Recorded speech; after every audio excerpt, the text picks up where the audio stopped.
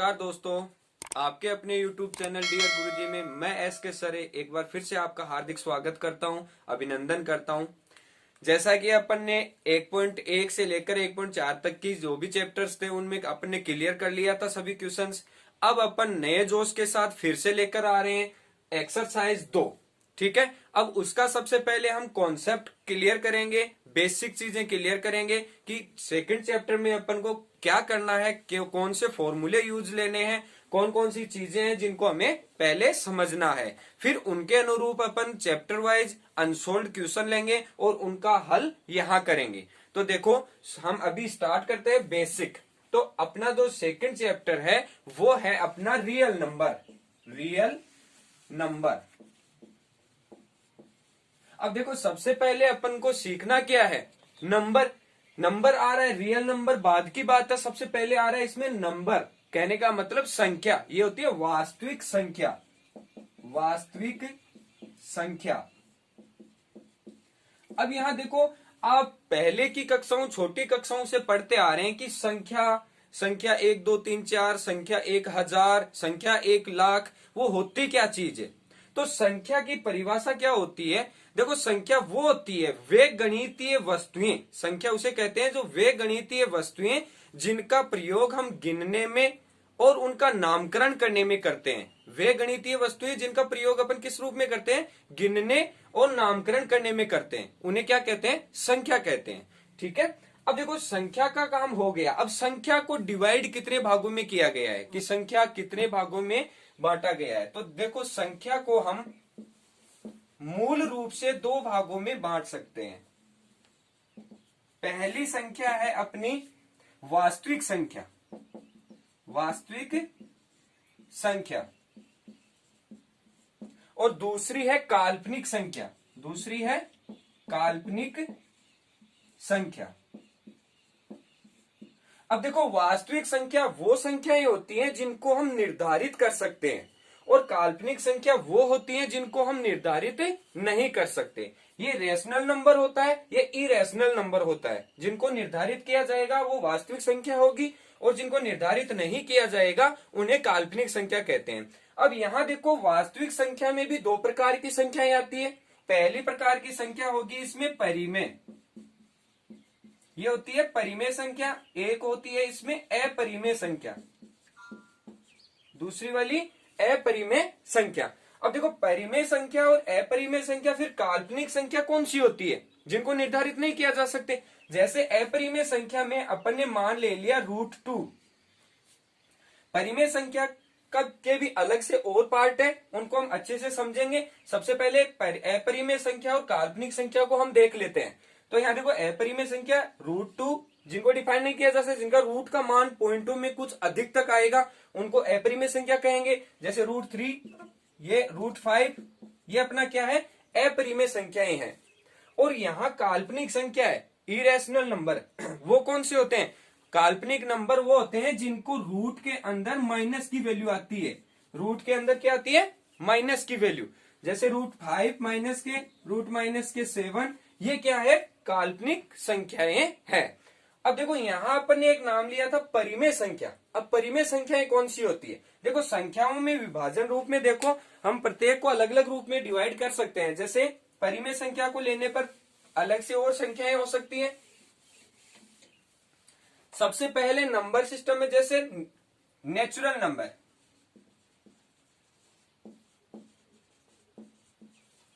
तो देखो, natural number होता है जो प्राकृतिक संख्या होती है। नेचुरल नंबर प्राकृतिक संख्या। प्राकृतिक संख्या।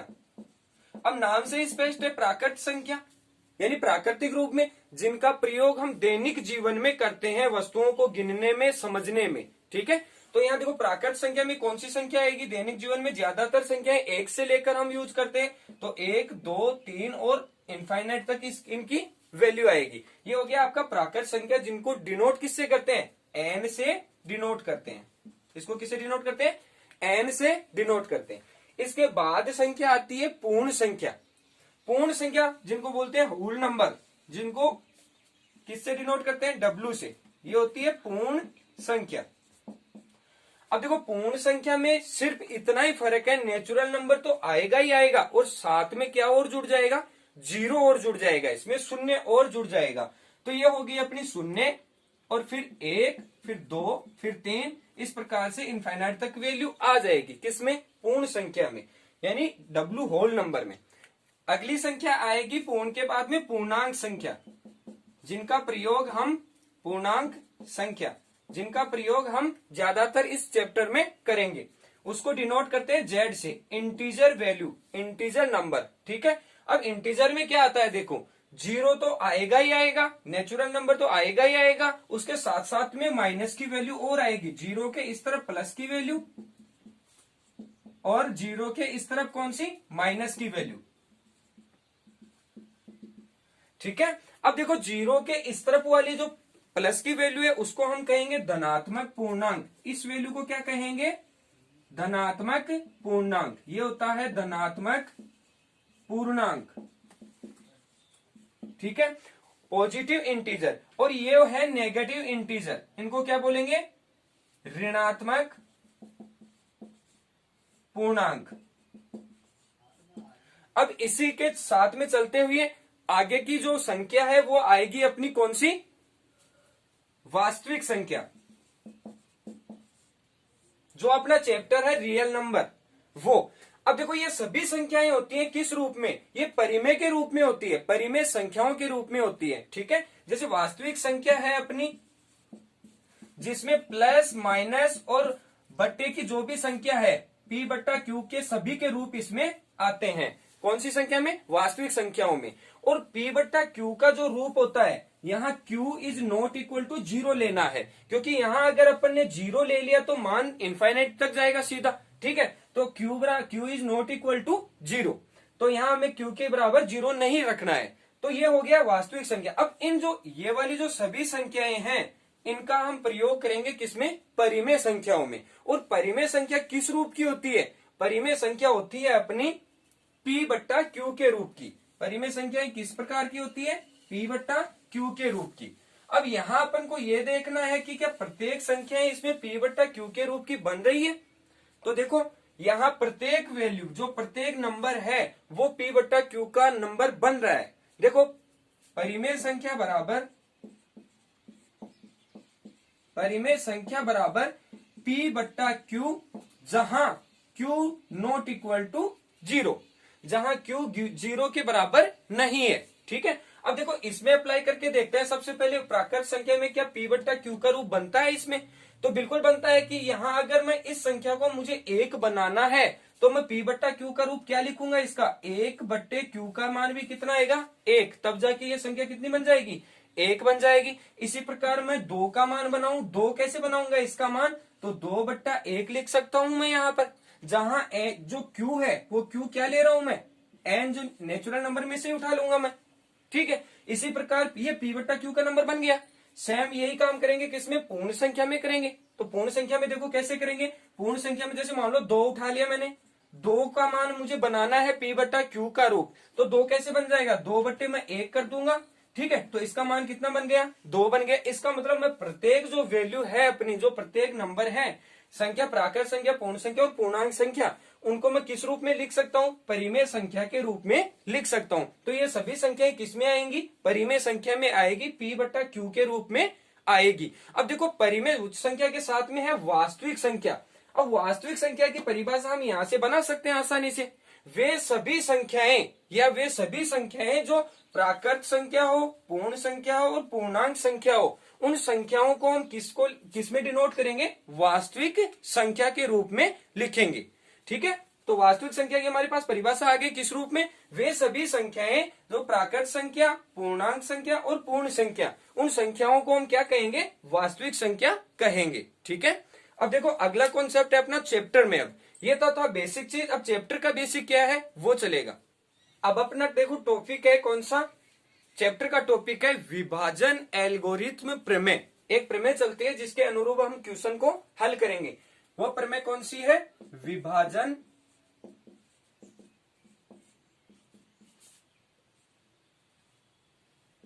एल्गोरिथम प्रमेय। अब देखो इस प्रमेय में क्या होता है, जैसे नॉर्मल रूप में हम भाग देते हैं, भाग विधि से जैसे कोई भी भाग देते हैं हम, जैसे मान लो मैं 15 में भाग दे रहा हूं किसका, 2 का, ठीक है। तो देखो पूरा पूरा भाग नहीं जाना चाहिए, ऐसी डिजिट उठा लो एग्जाम्पल के लिए, जैसे हम एग्जाम्पल के लिए उठा लिया 15 में भाग देना है किसका, 2 का, कितनी बार जाएगा, 7 बार जाएगा, कितना आएगा 14, शेषफल कितना बचेगा, 1 बचेगा। तो ये तो हो गया आपका भाजक और ये हो गया आपका भागफल, ठीक है। और ये बच गया क्या, शेषफल अपना, और इस वाली वैल्यू को कहेंगे भाज्य,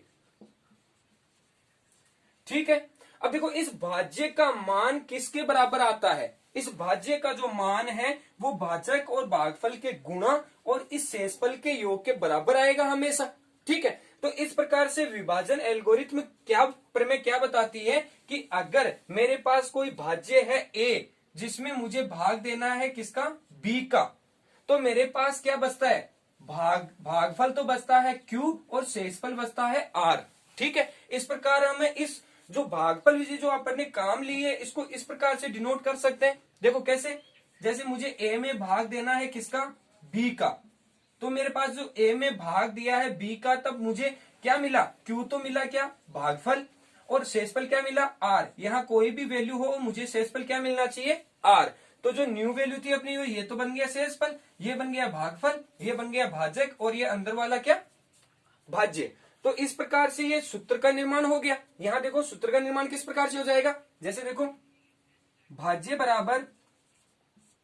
बराबर भागफल इंटू भाजक, मैंने यही कहा था कि यहाँ भाज्य किस प्रकार से बनेगा, इन दोनों का मल्टीपल होगा, इन दोनों का मल्टीपल होगा, और फिर क्या होगा, शेषफल का ऐड होगा। तो यहाँ देखो भाज्य बराबर भागफल इंटू भाजक और प्लस में शेषफल, ये बन गया अपना। तो यहां से देखो हल करके भी देख लो, यही मान आएगा, बिल्कुल भाज्य के बराबर ही आएगा। जैसे 15 अपने पास क्या है, भाज्य है, 2 को मल्टीपल करेंगे 7 से तो 2 इंटू 7 हो गया, 2 इंटू 7 ले लिया, या 7 इंटू 2, भागफल कितना है 7 है, और भाजक कितना है 2 है, प्लस शेषफल कितना है हमारे पास में 1 बचा हुआ है, तो 7 दूनी 14 और ये कितना हो गया 15 हो गया। अब इसी प्रकार ये वाला फॉर्मूला किस रूप में बन जाएगा, प्रमेय का जो रूप है वो किस प्रकार बन जाएगा, ये आपको समझाने के लिए था एग्जाम्पल। अब प्रमेय का रूप किस प्रकार से बनेगा, देखो इसी प्रकार से बनाएंगे, यही से हम यूज में लेंगे डेफिनेशन इसी प्रकार से। तो देखो यहाँ क्या है भाज्य, और भाज्य यहाँ क्या माना था, a को, तो a बराबर यहाँ क्या है भागफल इंटू भाजक, तो भागफल क्या है q इंटू भाजक b प्लस शेषफल कितना है r। तो ये अपनी एक फॉर्म बन गई, और इसी को, इस फॉर्म को ही हम क्या कहेंगे, इस फॉर्म को ही हम कहेंगे विभाजन एल्गोरिथ्म प्रमेय। इसी फॉर्म को क्या कहेंगे, विभाजन एल्गोरिथ्म प्रमेय। अब इससे आधारित हम क्या करेंगे, क्वेश्चन करके देखते हैं। देखो 2.1 हम आज स्टार्ट करेंगे, इसमें जितने क्वेश्चंस आएंगे, वीडियो अगर लंबा नहीं होगा, बड़ा नहीं होगा, तो इसमें आ जाएंगे, और बाकी जो वीडियोज में जो क्वेश्चन बच जाएंगे वो नेक्स्ट वीडियो में मैं डाल दूंगा। तो देखिए स्टार्ट करते हैं पहला क्वेश्चन। तो यहां देखो 2.1 का पहला क्वेश्चन कर रहे हैं हम, दर्शाइए कि एक विषम धनात्मक पूर्णांक संख्या का वर्ग 8q प्लस 1 के रूप का होता है, जहां q एक क्या है, धनात्मक पूर्णांक है। तो धनात्मक पूर्णांक संख्याओं में से जो धनात्मक है, पॉजिटिव वैल्यू है, वो लेंगे, और विषम धनात्मक पूर्णांक जो विषम संख्याएं हैं और धनात्मक हैं उनको लेंगे किस रूप में, विषम धनात्मक पूर्णांक के रूप में। ठीक है, हमें विषम धनात्मक पूर्णांक लेकर चलनी है, कोई भी एक वैल्यू, और उसको दिखाना है किसके रूप में, जो उसका वर्ग है, संख्या का वर्ग है, वो किस रूप में आना चाहिए, 8q प्लस 1 के रूप का होना चाहिए। तो यहां देखो हम माना ए कोई धनात्मक विषम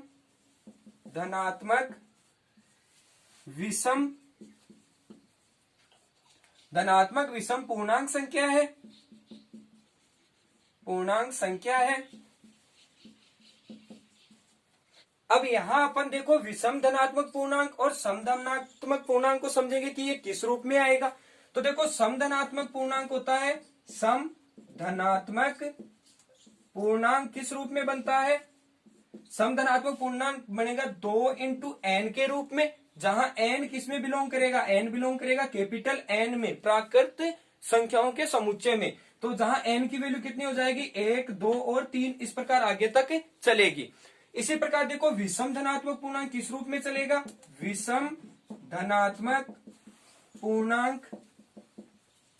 विषम धनात्मक पूर्णांक यहां देखो, जैसे ये n की वैल्यू रखोगे, यहाँ 1 रखा तो 2 हुआ, 2 सम में आती है, 2 रखा तो 4 हुआ, 4 भी सम में आती है। इसी प्रकार 3 रखा तो 3 दूनी 6 भी किस में आएगी, धनात्मक पूर्णांक संख्याओं में आएगी। इसी प्रकार अब विषम धनात्मक पूर्णांक लेंगे, विषम धनात्मक पूर्णांक का फॉर्मूला डायरेक्ट बन जाएगा 2n+1 का रूप होता है। यहाँ n बराबर वैल्यू कुछ भी रख दो, 1, 2, 3 आगे तक रख सकते हैं, वो किस में आएगा, विषम धनात्मक पूर्णांक के रूप में आएगा। तो यहाँ देखो अपन ने सबसे पहले 1 रख के देखा, तो 2 को 1 से किया, 2 + 1 कितना हुआ, 3 हुआ, जो कि विषम आ रहा है। ठीक है, इसी प्रकार 2 रखा तो 2 दूनी 4 + 1 कितना हुआ, 5 हुआ, जो कि विषम आ रहा है।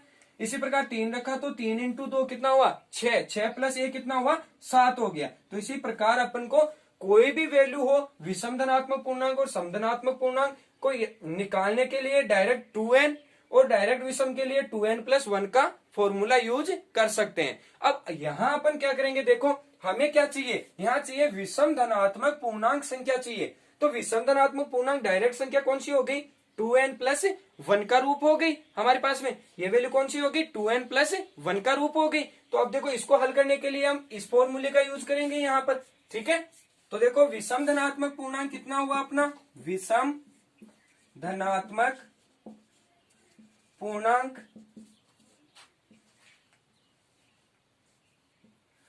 बराबर, विषम धनात्मक पूर्णांक अपन ने लिया था 2n+1 का रूप।